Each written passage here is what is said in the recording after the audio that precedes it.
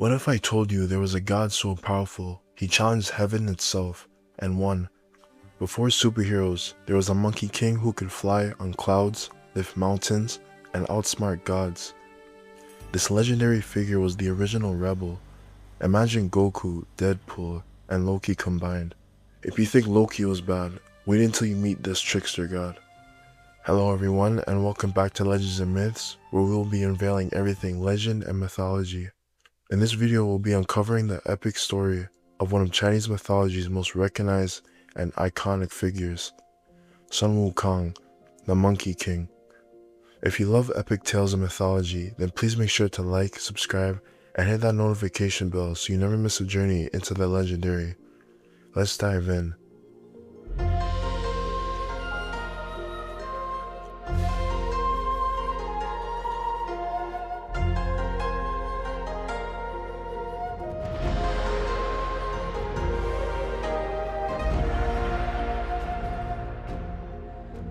High above the lands of ancient China, where the clouds kissed the peaks and the rivers wind like silver threads, there stood a mountain unlike any other, the mountain of flowers and fruit. It was a paradise untouched by time, waterfalls singing through jade valleys, flowers blooming in every color of heaven, and creatures of every kind living in harmony beneath the eternal sun. But at the very heart of the sacred mountain stood a stone. Not just any stone, this one pulsed with energy, as if the mountain itself had given birth to it. Legends say it was formed from the essence of heaven and earth, tempered by the 5 elements, metal, wood, water, fire, and earth, and nurtured for centuries by the light of the stars and breath of the wind. Then, one fateful morning, as dawn's first rays pierced the clouds, a stiff breeze blew upon the stone, and it began to crack. From within came bursting forth a small figure, a monkey, yet unlike any other creature. He was radiant, his eyes glowing like twin suns. The heavens trembled, and dragons hid beneath the sea as his first cry echoed across the world. When Wukong opened his eyes, golden beams of light shot forth from his pupils, piercing the clouds and startling the Jade Emperor. When the Jade Emperor looked for the source of the strange light, all he could see was a baby monkey. Thinking that the light could not possibly emanate from such a source, the Jade Emperor dismissed the incident from his mind. Born not from flesh, but from the forces of creation itself, this was no ordinary being. This was Sun Wukong. Despite having just been born, the young monkey was already able to walk and speak. At first, he was playful and wild, leaping among waterfalls, racing birds through the clouds, and laughing beneath the eternal sun. He was clever, mischievous, and filled with boundless curiosity. The other monkeys on the mountain quickly gathered around him, drawn to his boldness and spirit. One day, they discovered a powerful waterfall that roared down from the sky. Behind it, they believed, was a hidden cave, a sanctuary for the one brave enough to pass through the torrent. So they decided to play a game. Whoever was brave enough to jump through the falls and find the stream's source would be named the King of Monkeys. Many tried and failed, but then the stone-born monkey stepped forward with a grin. He shouted, "If I am to be your king, let me lead." And with a mighty leap, he dove into the waterfall, the water crashing around him like thunder, and vanished. Behind the falls, he found a hidden paradise, a cave of shimmering crystals, glowing moss, and endless treasures.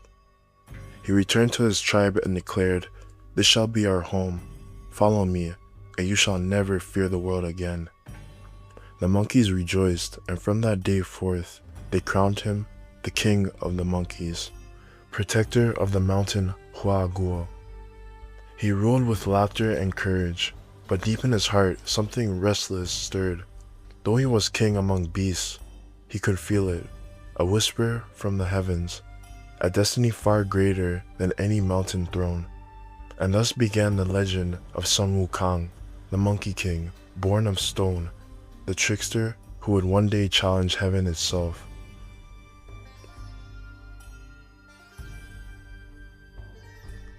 For many years, the Monkey King ruled his mountain in joy and laughter. His people were free, his kingdom thrived. Every day was filled with games, feasts, and songs. But even in paradise, time cannot be ignored. One evening, as the golden sun dipped below the horizon, the Monkey King watched the river flow endlessly toward the sea. He whispered to himself, "All things fade, the flowers wither, the rivers run dry, and even kings must die. Is there no way to live forever?" That question, simple yet eternal, would change the fate of heaven and earth. He vowed to find the secret of immortality. The next morning, he gathered his tribe and declared, "My friends, I will travel beyond the seas, beyond the mountains, beyond the reach of gods, if I must, until I discover the way to live forever." The monkeys cried for their king to stay, but Wukong only smiled. "Do not fear, your king will return stronger than ever."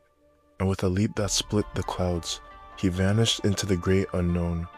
He journeyed far and wide, across roaring seas and mist-shrouded peaks, through ancient forests and the ruins of forgotten kingdoms. At last, he came upon a mountain temple, hidden among clouds and silence. Inside lived the great Taoist sage, Patriarch Subhuti, a teacher of divine arts, a master of the secrets that bind the universe. Subhuti initially refuses to let him in, but the Monkey King refuses to leave and waits outside the entrance for months. Subhuti is impressed by the Monkey King's persistence and allows him to enter. When the Monkey King bowed before him, Subhuti laughed softly. "Ah, a monkey born of stone who seeks immortality. Even heaven must be curious about you." Wukong grinned. "Teach me, master. I will learn whatever it takes." Subhuti accepts the Monkey King as a student, giving his religious name Sun Wukong, and teaches him many advanced Taoist practices, including the way of immortality. Under Subhuti's guidance, Wukong trained day and night. He mastered the 72 transformations, learning to become anything he wished: a bird, a fish, a dragon, a mist, even a hair in the wind.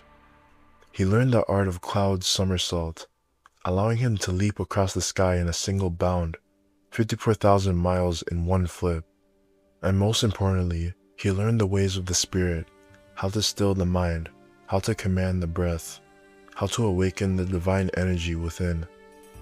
One night, while meditating beneath the stars, the Monkey King felt his spirit ignite like fire.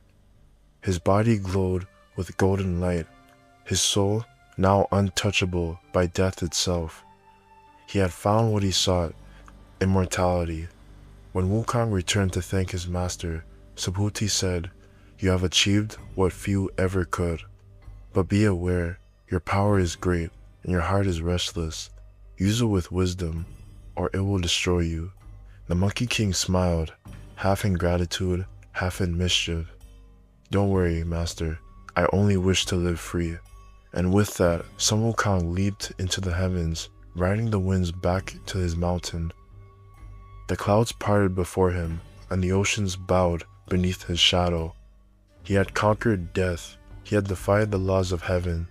And now, the immortal Monkey King would turn his gaze toward the gods themselves.